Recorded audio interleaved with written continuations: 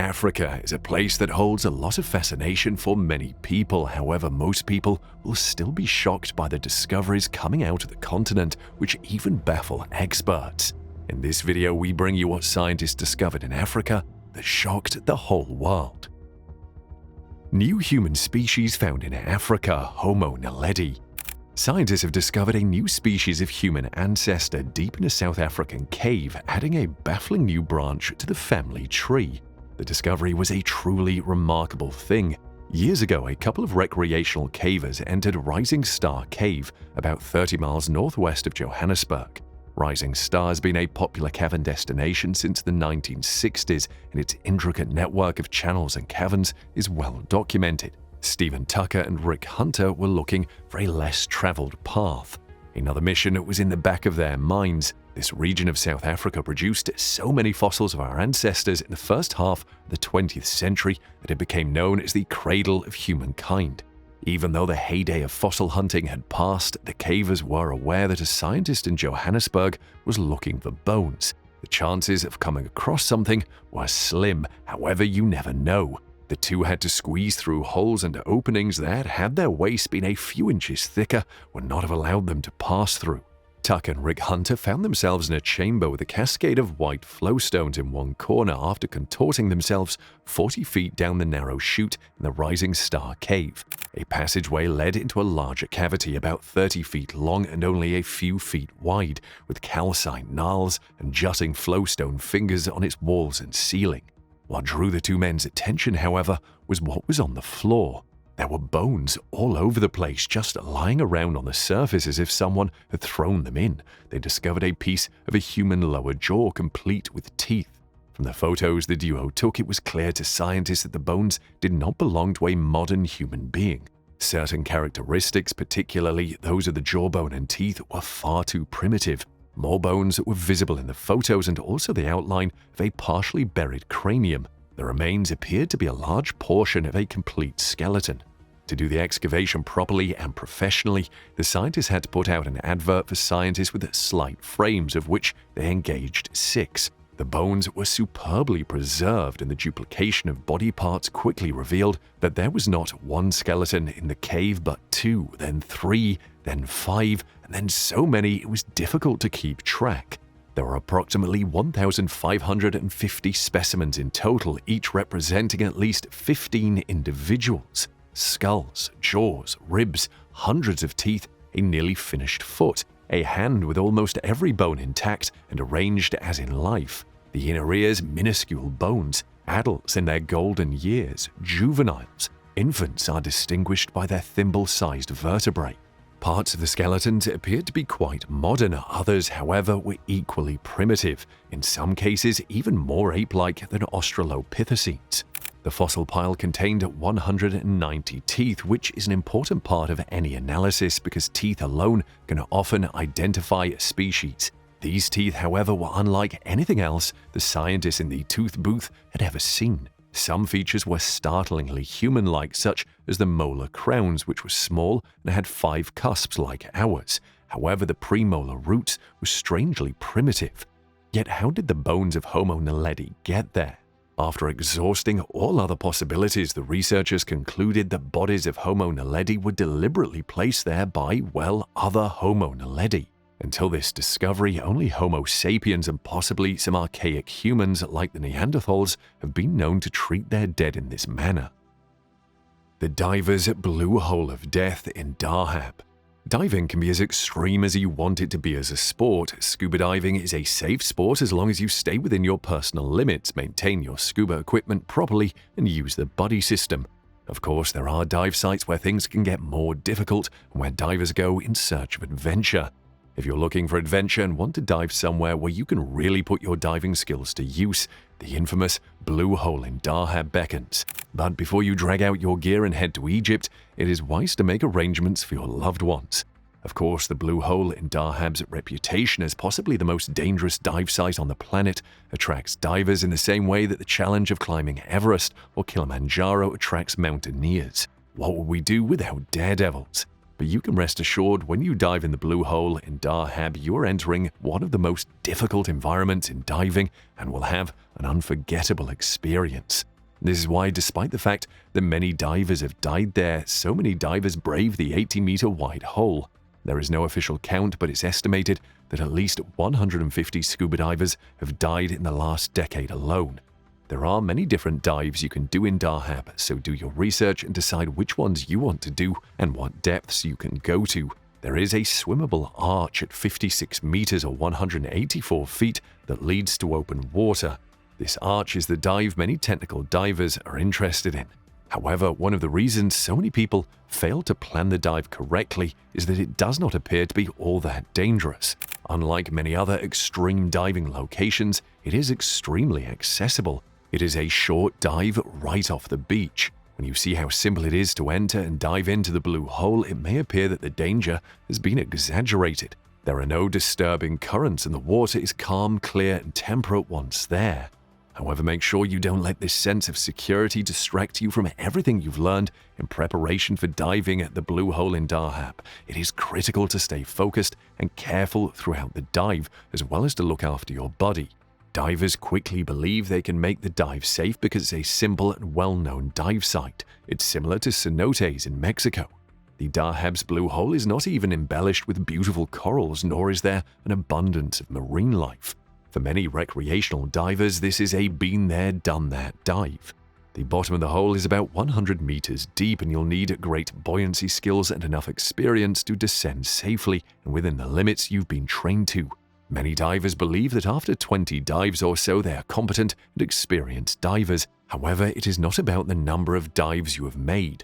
You should be aware that nitrogen narcosis will take hold of you at some point as soon as you begin your descent to do a fairly deep dive. Nitrogen narcosis will impair your decision-making abilities while making you feel on top of the world. And it is at that point that things can go horribly wrong.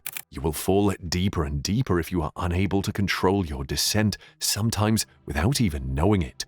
The further you go, the more narked you become. You are now trapped in a death spiral. Assuming you're on normal compressed air, oxygen toxicity will kick in around 56 meters and kill you. The spooky dead trees of, wait for it, Dendrilite. Many people walk past trees every day without giving them a thought. However, trees can get spooky in Africa. Among the towering red dunes of Namib at Norcliffe National Park in the central Namib Desert is an area known as Sossusvlei. It is an odd and alien landscape. The rich red dunes that surround the area owe their color to age. The sand has literally rusted over thousands of years.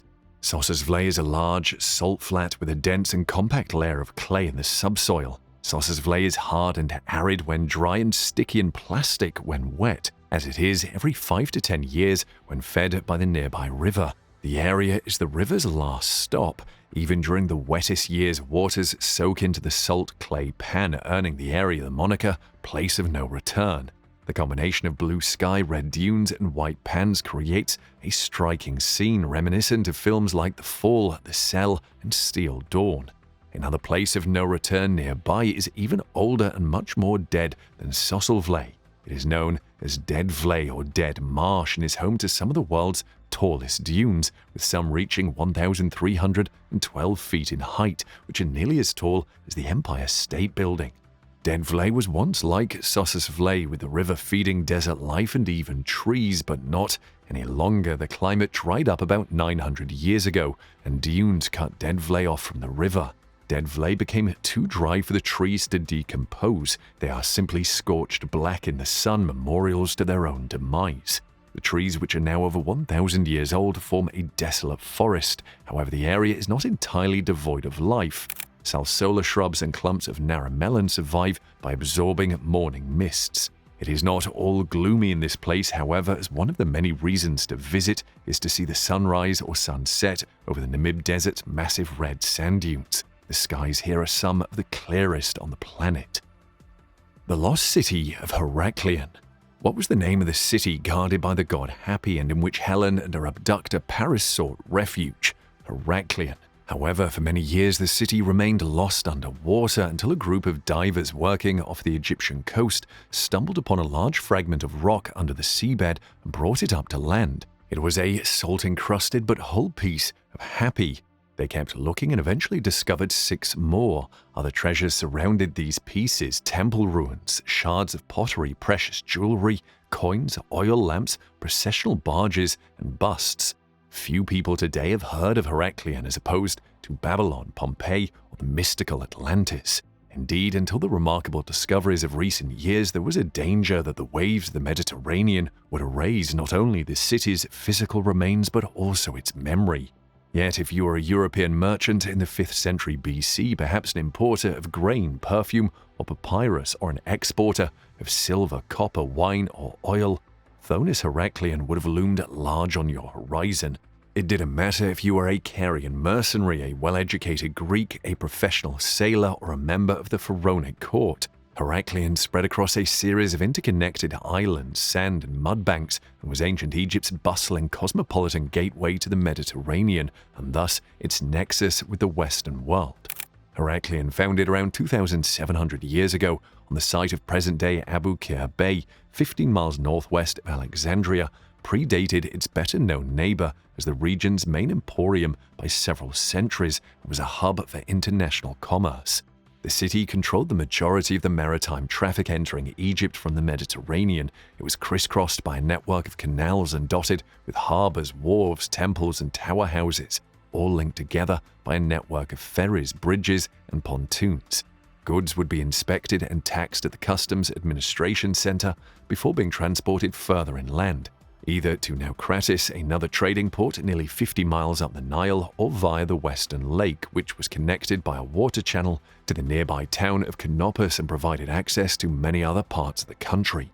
One of the findings is the Decree of Sais, a magnificent black stele standing 2 meters tall and carved with perfectly preserved hieroglyphics from the early 4th century BC. It was discovered on the site of a temple to the Egyptian supreme god Amun-Gareb, Thonis Heracleion.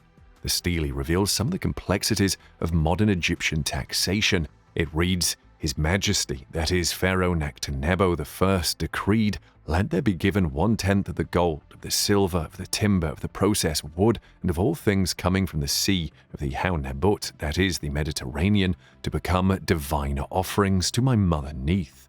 Of course, taxation is not a modern invention. Our ancestors suffered the curse too. The stele has done more than just add to our knowledge of ancient Egyptian tariffs. Its discovery also contributed to the resolution of a long-standing mystery. By comparing it to other inscribed monuments, experts were able to determine that Thonis and Heracleion were not, as previously thought, 2 separate towns, but rather one single city known by both its Egyptian and Greek names. Another notable object recovered from the water is a 2,000-year-old stone figurine of Cleopatra III, a Ptolemaic queen, but depicted as the Egyptian goddess Isis and sculpted in a style that combines both local and Hellenic aesthetics. The artifacts associated with the city are player among the most enthralling of Thonis Heracleion's remains. Heracleion's annual Mysteries of Osiris celebration, which took place throughout ancient Egypt, involved the preparation, in the secrecy of the temples, of 2 figures of Osiris, god of the underworld and resurrection, one made of soil and barley, the other of expensive materials including ground-up semi-precious stones. African village where humans mix with crocodiles. Crocodiles are one of the deadliest hunters in the animal kingdom, but it's no big deal to see someone sitting atop one of these fearsome reptiles in a small village in Burkina Faso. More than 100 razor-toothed creatures share a pond in Banjul, about 30 kilometers from the capital, Ouagadougou. Villagers said when they were young they got used to the crocodiles, swimming in the water with them. They assure visitors that they can sit or lie on the crocodiles because they don't bite anyone. The startling relationship with the predators, according to local legend, dates back to at least the 15th century. The village was suffering from a severe drought until the crocodiles led women to a hidden pond where the people could quench their thirst. The villagers threw a party to honor and thank the reptiles. Every year, villagers make sacrifices and ask the animals to grant their wishes for health, prosperity, and a good harvest during the Kumlakra celebration. The crocodiles, far from being a threat, are thought to have a mystical connection with Banjul. According to their tradition, crocodiles are represented as their ancestors' souls, and if one dies, they are buried and even given a funeral as if they were human. The crocodiles also serve a useful purpose. They cry out when something bad is about to happen in the village. Elders are tasked with deciphering the cries and making wishes to ward off bad luck. Don't you just envy their disaster warning system? The unusual encounter between men and croc has brought skeptics to the village to see for themselves. Visitors can purchase a chicken which is hung on a stick by a guide and is used to entice the crocodiles out of the pond so that they can pose with the creatures. Poor sacrificial chicken. The fantasy coffins of Ghana. Death is a grim subject that many people do not like to discuss. However, for the people of Ghana, it is often a time to celebrate, and they do so in grand style using elaborate coffins. These aren't your average coffins, they're shaped like cars, airplanes, fish, and cockerels, among other fantasy images. Making coffins is a depressing job, but someone has to do it. In Ghana, coffin makers have elevated death to an art form, creating fantasy coffins despite the occasional raised eyebrow at this unusual occupation.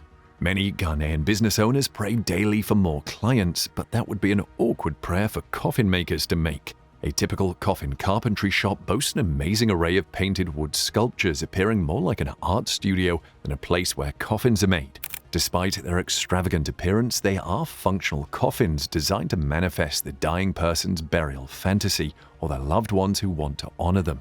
The designs are usually related to the deceased's status or profession. A family chose a lion design for their deceased one who was a chief. They chose the lion because the cat is considered the forest's ruler, making it an appropriate match for a chief. In Ghana, the fantasy coffin industry is not only about paying respect to the dead, but also a status symbol, a statement about the deceased's life or occupation. An airplane coffin is built to honor a deceased pilot, a truck coffin is built to honor a driver, and a microphone-shaped coffin is built to honor a deceased musician or broadcaster. You can get a cocoa pod for a farmer, a Bible for a priest, and a pen or a book for a teacher. A fantasy coffin requires so much work that it can take up to 2 weeks to complete. First, the measurements must be exact in order to leave some space around the corpse, ironically referred to as the breathing room. It is then meticulously constructed and sandpapered for a smooth feel with no sharp splinters. The coffin makers then paint or spray the finished product, which is a coffin ready for its occupant. The decorative coffins are not only seen at funerals in Ghana, but they've also become one of Ghana's most distinctive cultural exports for over 5 decades. These fantasy coffins go mostly to the USA, but they also go to Europe too. Coffins made of soft wood and mahogany can cost up to $1,000. A typical shop can make up to 20 coffins per month. Funerals are more than just rites of passage in Ghana. They're also considered part of the culture and even a celebration of the deceased's life. Funeral grounds are frequently reminiscent of a typical Accra birthday party, with people dancing, drinking, and dining. The latest trend is for dancing pallbearers to appear at funerals who fancifully wobble to music while carrying coffins on their shoulders. Untouched rainforest hidden on top of a mountain. The Amazon rainforest may be the largest and the most popular, but the title of the untouched rainforest goes to Mount Liko in Mozambique. What remains to be discovered in the world in the 21st century? It appears unlikely that humans could find an untouched forest to study, somewhere that hasn't been bulldozed, burned, and exploited to the bone for precious minerals or virgin timber. But that's exactly what happened this spring when a Welsh researcher, Dr. Julian Bayliss, led a 28-person team to the top of a mountain in Mozambique, including scientists specially selected for their various talents, as well as logistics experts, rock climbers, and, of course, filmmakers. The Mount Liko expedition started when Bayliss, a conservation scientist and butterfly expert, noticed a small forest atop a mountain while using Google Earth. It wasn't the first time Bayliss had discovered such a location. He'd been using Google Earth to explore high-altitude rainforests in Africa for about 15 years. Bayliss shipped a drone to the base of the 410-foot or 125-meter sheer rock protuberance, which scientists call an Inselberg, to confirm there was a forest on top. This was no easy task because Mount Liko's surroundings are a patchwork of smallholder farms, tea and eucalyptus plantations, and woodlands. There are no paved roads or hostels to speak of, only rivers to cross, plants to hack away with machetes, and miles of dirt track to navigate. While locals were aware of Mount Lico and used the natural resources of the surrounding forests, its tall sheer walls made access nearly impossible, making the land on top likely untouched by humans. Scientists would later discover, however, that someone had been up there at least once. The explorers discovered partially buried ancient pots near the main stream source. According to the locals, no one has ever climbed the mountain in memory or legend. So how did the pot makers scale the sheer cliff? Was the land surrounding Lico higher back then? Could the soil analysis assist in dating them? Africa splitting in two to form a new ocean. East Africa is home to a number of visible geographical wonders that have drawn tourists to the region. Responsible for some of them is the East African Rift System, made up of the western and eastern continental rifts and stretches from the Afar region of Ethiopia down to Mozambique. It is an active continental rift that began millions of years ago and splits at a rate of 7 millimeters per year. The regular eruption of volcanoes along the rift, as well as new insights into continent breakup, add to the belief that the continent is splitting to form a new ocean.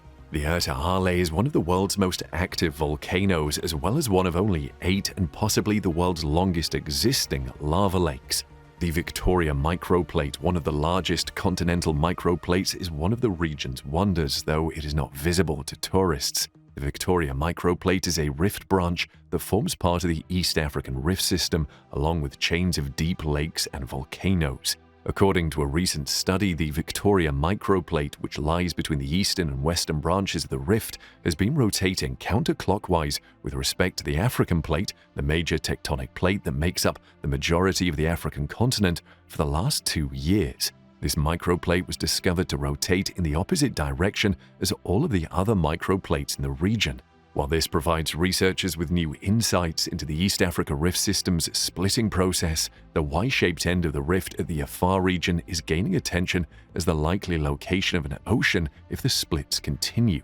The Y-shaped junction is located near Djibouti and Eritrea and is associated with active volcanoes such as the Ale volcano. Researchers believe the region's volcanic activity indicates a rift-to-ridge transition.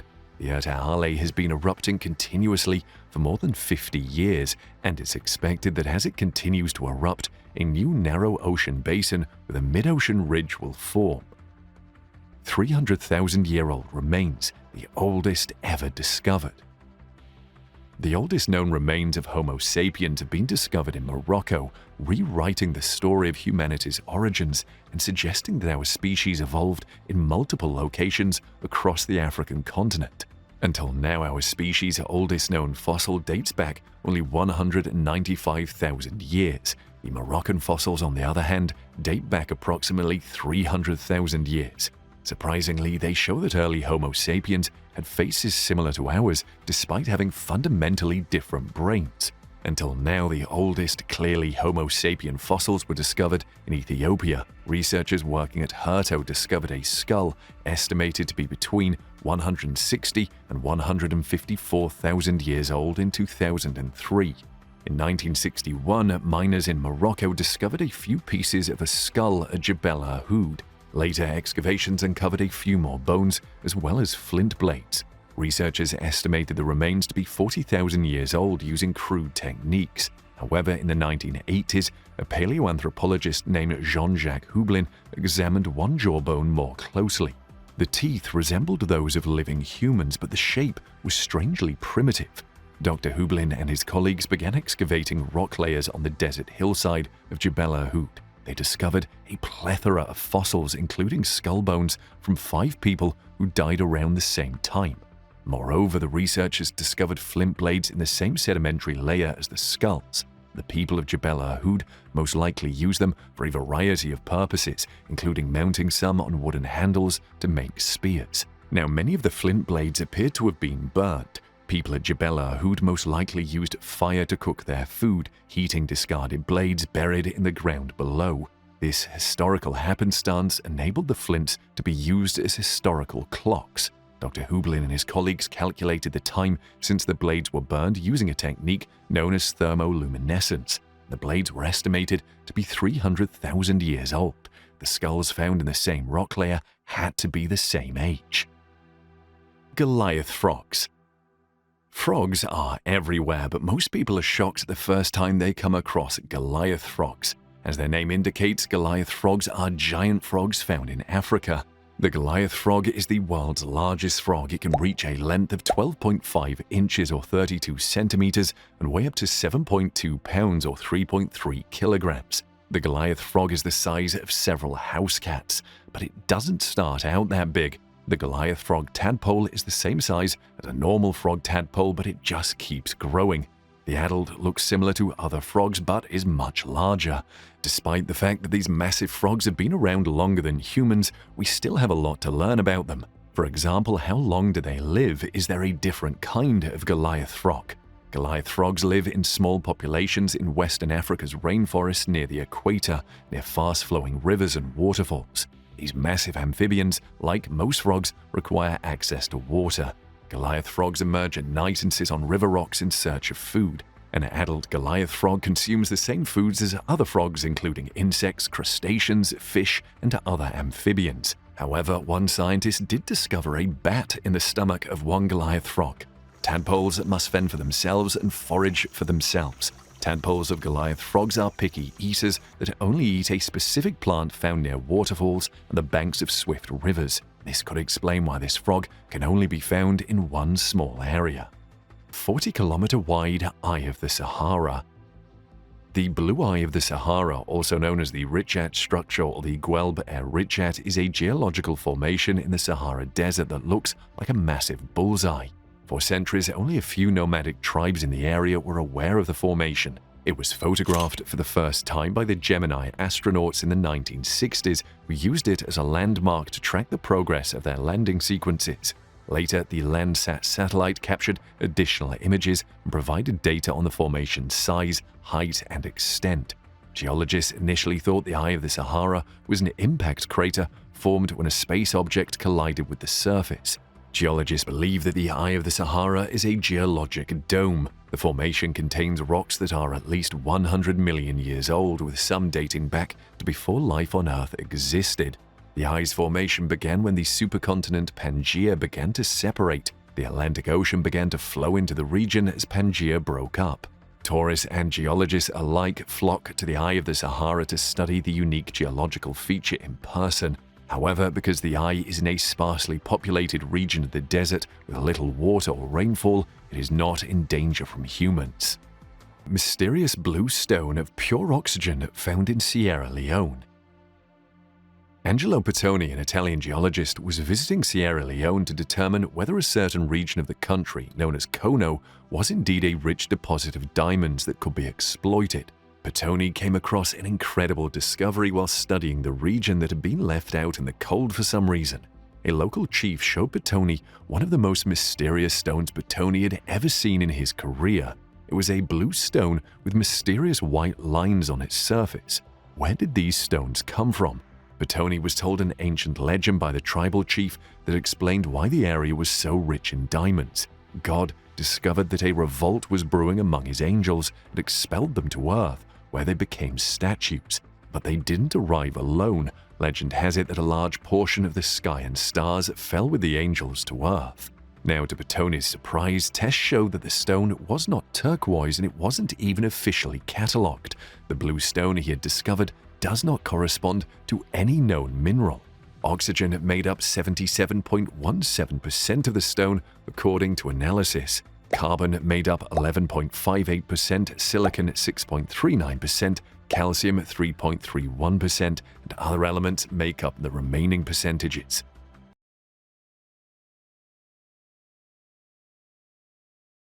Seven-colored Earth of Shamerel. Rainbow colors in the sky may be common, but in Africa you can find all 7 colors of the rainbow coexisting in a small patch of land in Mauritius. The 7-colored Earths in Mauritius is a rare geological oddity that proves brown is far from the only color of dirt. Surrounded by forests and spreading out in 7 distinct colors from red, brown, violet, green, blue, purple, and yellow, these psychedelic dunes were formed due to a rare confluence of volcanic activity, which brought a number of different elements together, each with their own distinct hue. The beautiful colors of the sand dunes attract tourists from all parts of the world. but how they are able to retain their separate shades when mixed together and avoid erosion despite Mauritius's heavy and frequent rains are the mysteries the scientists are still trying to solve. The colored earth of Shamerel has become one of Mauritius's main tourist attractions and has increased the beauty of the island by tenfold. But the visitors are not allowed to climb on the dunes, and a wooden fence is placed so they can look at the scenery from the observation outpost placed along it. The seven colored earths is undoubtedly one of the prettiest and most fascinating phenomena and is intriguing to look at. Number 10. Underwater waterfall illusion. If you're a traveler, you would have seen all kinds of waterfalls, from the world-renowned Niagara Falls to the fleeting, spectacular so-called Firefall in Yosemite National Park. But there are high chances you haven't seen an underwater waterfall that appears to be a waterfall submerged in the ocean itself. Mauritius took the world by storm with the fascinating discovery of an underwater waterfall. Just to be clear, it isn't an actual waterfall but rather an illusion which can only be seen from up top. Mauritius is a relatively young island and it happens to sit on an ocean shelf raised above seabed level. From the island shore there is a gradual slope leading out to a sudden 2.5-mile drop to the ocean floor. Thanks to this marine topography, various shades of blue are visible due to the movement of sand and silt deposits along these slopes. The waterfall is actually an optical illusion formed by sand and silt deposits sliding down the slope and then dropping into the abyss. The sand and silt run off in a way that makes it look like they're pouring down a waterfall or like the entire island is being sucked down a vast drain. It is challenging to capture this beautiful illusion from the shore, but if you go above, you can see what appears to be the flowing water. The tourists are given helicopter tours to help them see this spectacular effect that is breathtaking indeed. Have you heard about Stonehenge? Many people know about this prehistory collection of large stones in Salisbury, England, but what many people don't know is that you can find another Stonehenge in Africa, and it's no less mysterious. Decades after its discovery by Western scientists, many aspects of the monument remain unknown. To start with, the stone circles of Senegambia are the largest group of megalithic complexes yet recorded in any region of the world, with 1,053 stone circles and a total of 28,931 monoliths found in the area.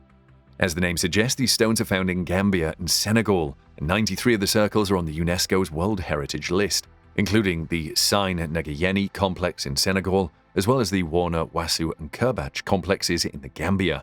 The stones are found in a territory covering over 100 kilometers in width and 350 kilometers in length along the River Gambia. What were these stones set up for? No one knows for sure, but scientists have been able to date the formation thanks to something else they found on the site. They found burial tombs which suggest the stones were installed between 927 and 1305 AD. Each of these stones measures about 2 meters and weighs up to 7 tons. Perhaps the most baffling aspect of the stone circles of Senegambia is how the heavy stones were transported to their spots because there were no lifts or vehicles back then. Ever heard of a lake that can turn you into a stone? The parched northern region of Tanzania is home to Lake Natron, which is unlike any other lake you've ever seen or heard of or possibly even imagined. Why? First off, parts of it occasionally turn red. We bet you've never seen a red lake. Lake Natron is distinctive not only because it occasionally turns red, but also because it's extremely caustic, alkaline, due to the surrounding volcano. It is poisonous to most animals because of this. In and around the lake there are dead animals and birds. Because of this, Lake Natron is sometimes referred to as Tanzania's stunning but deadly red lake. So how is it lethal? Cyanobacteria are present in great abundance in Lake Natron's water. The majority of the species that eat this algae suffer cell, brain system, and liver damage as a result of the toxin it releases into the environment. As a result, many of the birds and animals that drink from Lake Natron wind up dead. The lake's mirror-like surface tempts birds into diving it, which gets them killed. The animals, birds, and bats that perish in the water become mummified replicas of themselves after being calcified. Many of these preserved creatures were placed in lifelike stances before being photographed by the great artist Nick Brandt. Lake Natron gets its name from the fact that it contains a lot of sodium carbonate, which is what natron is. Why is Lake Natron red? Parts of the lake often appear as a deep red or orange. The cause of the colors is a type of algae. A type of bacteria that flourishes in soda lakes often creates algae blooms, which in turn color the water. The algae bloom of Lake Natron wax and wane, such that the lake's redness is not a fixed hue. The fringe of the lake also often looks more orange than red. Can any creature survive in this lake? Yes, the lake is a paradise for flamingos. They are protected against burns by their thick skin. Additionally, the lake is a secure environment for breeding since its toxicity deters predators. Notably, certain fish and invertebrate species can thrive closer to the lake's edges. When is this lake at its most beautiful? If you need walking tours around the lake, you can choose to visit it during the dry or rainy season, but avoid attempting to swim in it. The Dendrilite. The Egyptian goddess Hathor's temple at Dendera, which is one of the best preserved ancient Egyptian temples, may have depicted such an artifact on one of its walls. This makes the Dendrilite a particularly contentious topic because it's not exactly an artifact of potential ancient technology. Had electric lighting been invented in ancient Egypt? 3 stone reliefs in the temple depict the so-called Dendrilite, which at first resembles a crux tube-shaped bulb with a lotus socket at one end, a cable running underneath it, and a snake-shaped cord filament inside. The lamp is held aloft by a priest in the most widely recognized illustration of the so-called Dendrilite, and a few more tiny figures can be made out below it. The light bulb looks to be pointed upward by one of the characters. The bulb is also accompanied by a 2-armed jed pillar, whose hands appear to be attached to the serpent or cord inside. The light is portrayed with a baboon holding 2 knives in front of it. The idea that this picture represented an electrical lamp was first put out by a Norwegian electrical engineer. However, the majority of Egyptologists assign a different meaning to the so-called Dendrilite. The key is to keep in mind that the reliefs are accompanied by inscriptions and other pictures. Thus, when interpreting the vignettes, it is important to take the writing into account as well. The information directly related to the most renowned Dendrilite scene is taken from a translation of the writings relating to these images by Egyptologist Dr. Wolfgang Waitkus. According to the inscriptions, Harsomptus, another creator god known as Horus, the unifier of 2 lands, is the serpent emerging from the lotus flower, and the jed pillar is carrying his corpse on the day barge, which is referred to as the cable in the Dendrilite hypothesis. Symbols in the so-called Dendrilite that are genuinely connected to Egyptian mythology are much easier to see now. According to an ancient Egyptian creation myth, a lotus flower was the first item to appear from the limitless primordial Sea of None, also known as the Sea of the 2 Knives, which existed before creation. According to legend, that flower gave birth to Atum-Ra, the sun deity. Similar to the relief at the Temple of Hathor in Dendera, there are other ancient representations of the lotus in the form of a lamp. We also know that Atum-Ra was shown as a serpent in a bubble in subsequent artwork. The snake's surrounding bubble or essence could stand in for the universe's creation out of nothing. Therefore, the portrayal of the sun god coming from the lotus flower is considered by the majority of Egyptologists to be a clear interpretation of the Dendrilite. Even more can be seen by carefully examining this contentious image and using our understanding of Egyptian mythology. As a result, many of the symbols depicted in the contentious reliefs that some claim reflect the Dendrilite have roots in ancient Egyptian creation myths, rituals, important deities in their pantheon, and concepts of rebirth. The lack of historical literature debating the usage of electricity in ancient Egypt, which one would anticipate seeing if the reliefs represented electrical lamps, is another significant argument against the Dendrilite hypothesis. Finally, it's important to keep in mind that despite excavating thousands of ancient sites across Egypt, archaeologists have not discovered any clearly electrical objects, much less light bulbs. There is now no hard evidence to support the idea that ancient Egyptians used electrical lighting.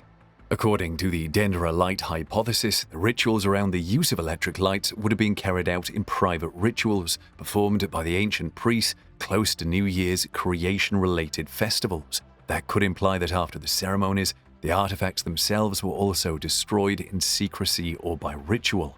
We cannot ignore the inscriptions and the accompanying story that we can see unfolding in the vignettes, even though it's probable that some portions of the reliefs in the Temple of Hathor at Dendera are lacking from the interpretations we have today.